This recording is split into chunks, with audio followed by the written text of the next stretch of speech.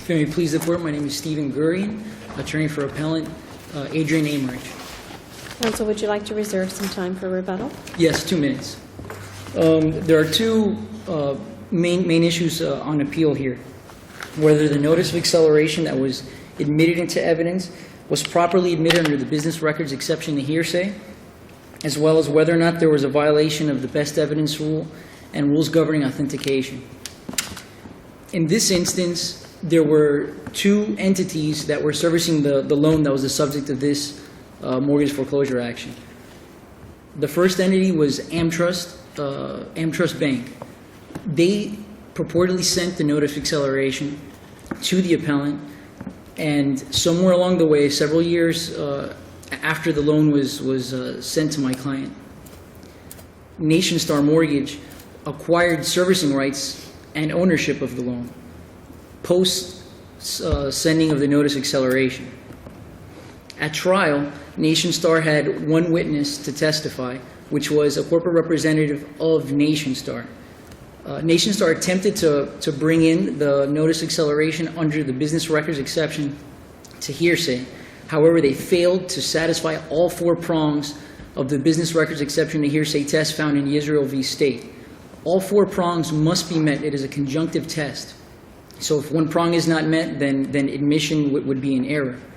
The witness, the corporate representative from Nationstar, was never an employee of AmTrust. He cannot therefore possibly have personal knowledge as to how the record was kept in the ordinary course of business, whether there was normal business activities to maintain that record, and whether the record was made at or near the time of the event, of the default. Additionally, with respect to authentication, the purported notice of acceleration that was admitted into evidence was not even a copy of the original, but a digital recreation of the notice of acceleration that was sent or imported to Nationstar for purposes of having a complete servicing file. Counsel will proffer that the notice of acceleration that was admitted into evidence, the only difference was that it was the letterhead. The letterhead was not AmTrust letterhead, and it contained no letterhead. But from looking at the notice of acceleration that was submitted into evidence, it is clear that it is a digital recreation. The font is different. There's not even a signature on the letter. It is clearly made for purposes of maintaining an accurate file, or supposedly an accurate file for Nationstar. Additionally, during direct examination of the Nationstar corporate representative, not all 4 factors were even addressed, or all 4 conjunctive factors were even addressed. If you look to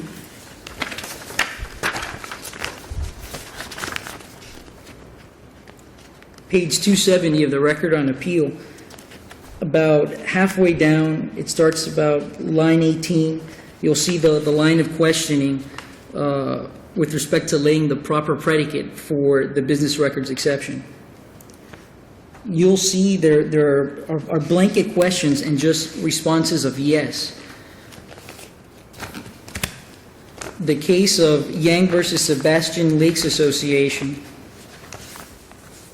a 4th District case, emphasizes that a blanket yes statement to these questions is not enough to bring in a notice of acceleration or a piece of evidence per the business records exception. It even states that to secure admissibility, you can't just use the magic words. You can't just say that the client followed the conditions precedent, that it met verification practices of the prior servicer or the current servicer. You must actually show how those conditions precedent were met, how all 4 prongs of the Israel business exception to hearsay was met. And to quote, as to the management Counsel, company... you used up about all of your time. Okay. But finish your thought. The 4th District in that case Went on to say, as to the management company's records, the witness employed all of the magic words. She testified that the ledger entries were made at or near the time the charges were incurred by a person with knowledge of the information and that were kept in the ordinary course of business as part of the association's practice. On cross-examination, however, the witness testified that the records prior to the 2008 takeover were maintained by the prior accountant, that she started with an account balance from outside records, as is the case in this instance. She did not know the prior accountant's practice and procedure, and she never worked for that accountant. That is factually analogous to the case at bar. The prior servicer did not have a witness at the trial. Only somebody from AmTrust could testify as to personal knowledge, as to all four prongs of the business records exception, the hearsay test in this case. Thank you. Thank you, counsel.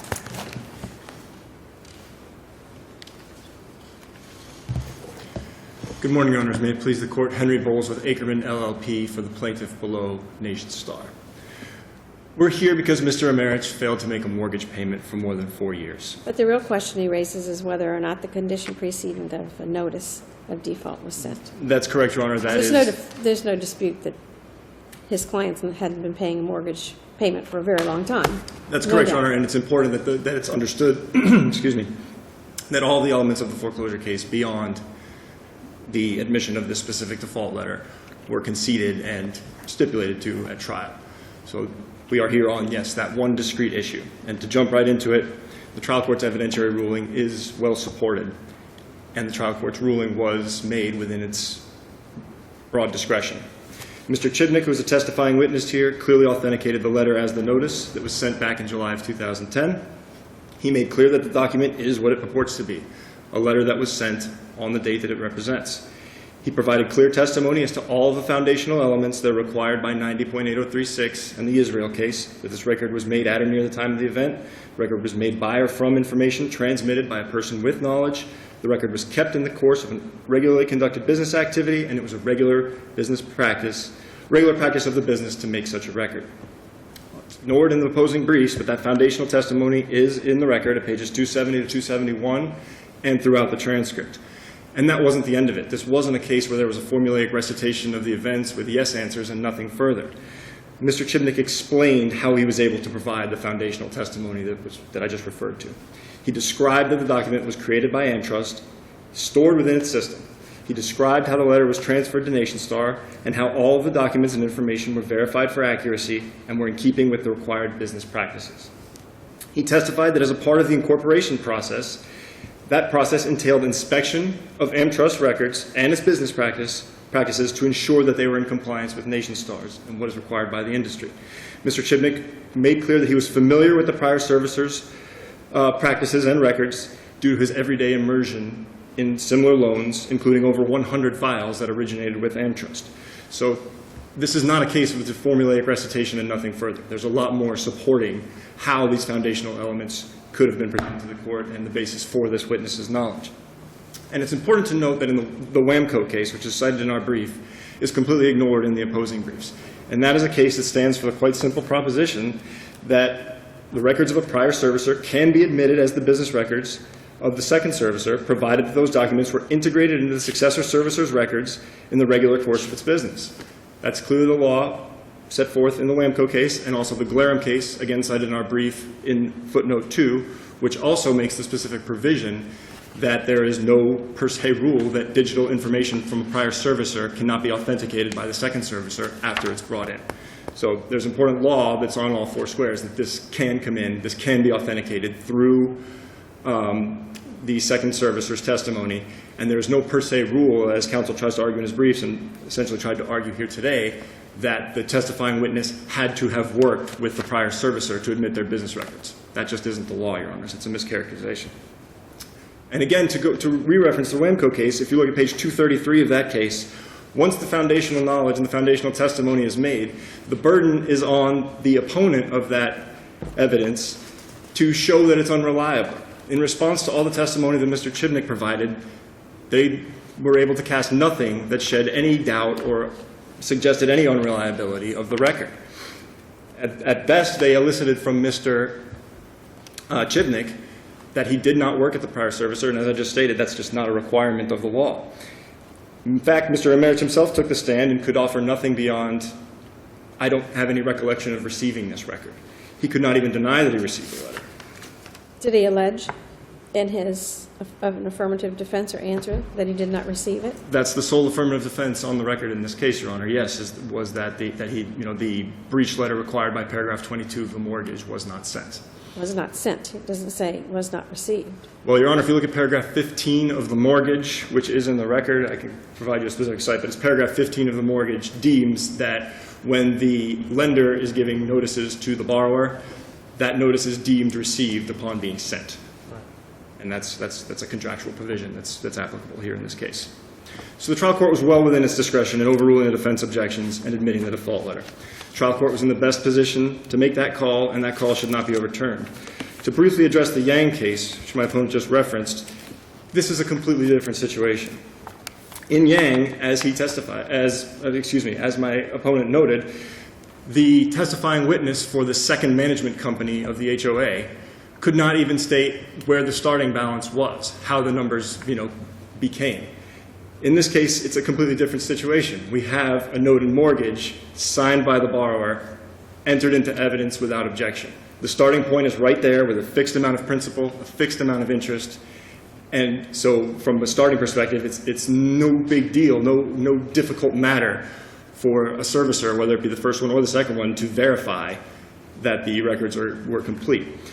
Also in Yang, the witness had no idea if the prior company used acceptable accounting standards. In our case, Mr. Chibnik testified that before the AmTrust records were accepted, they were verified that the prior servicer used proper accounting methods and proper record-keeping procedures. In Yang, the witness was unfamiliar with how the prior company kept their records. Here, Mr. Chibnik testified that he was familiar with these records through his everyday involvement and the fact that Nationstar verified that AmTrust adhered to proper record-keeping practices before the loan was boarded over.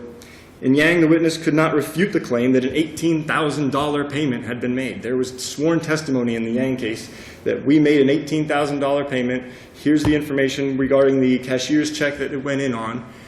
And how do you refute that? The witness had no idea. The witness could not refute that. The witness could not say, these records are absolutely correct.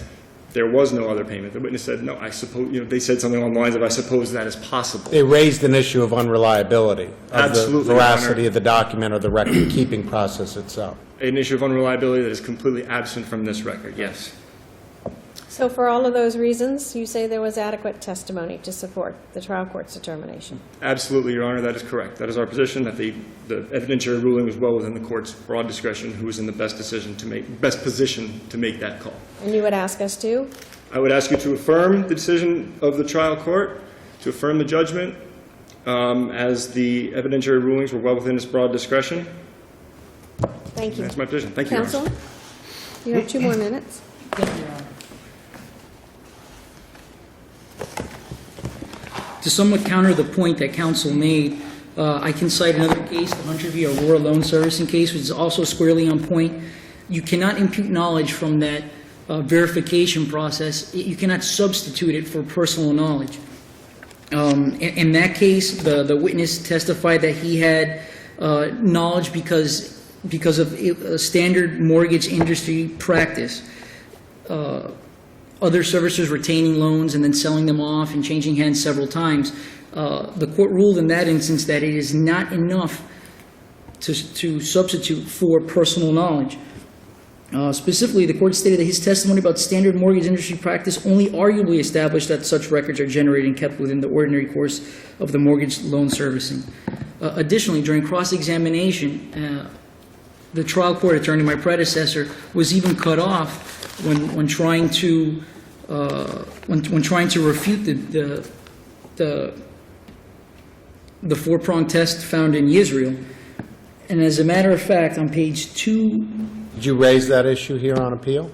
yes. You raised the failure of the trial court to allow your Yes, predecessor counsel to... it is cited in my Is it initial... raised as an issue on appeal? Is it stated as one of the issues No, on appeal not- for which no. you're seeking reversal? No. But it is, that portion of the testimony is incorporated into the initial brief. I guess Not directly, but it is somewhat a point in the initial brief. It is made. That portion of the testimony is incorporated into the initial brief. As I said, predecessor counsel was cut off, and without any substantiation, without any evidence to the contrary, the trial court had ruled that it was an impossibility for someone from AmTrust to testify at the trial. No one had raised that issue once before. Even Nationstar didn't even make an argument that it was impossible for somebody from AmTrust to testify at that trial. As a matter of fact, an AmTrust branch exists today. It's in Coral Gables. I don't see that it would be something out of the ordinary, something so extreme not to subpoena an AmTrust employee so that he could testify at the trial. I imagine I'm out of time, so I'm going to rest on my briefs. Thank you. Thank you, Your Honors.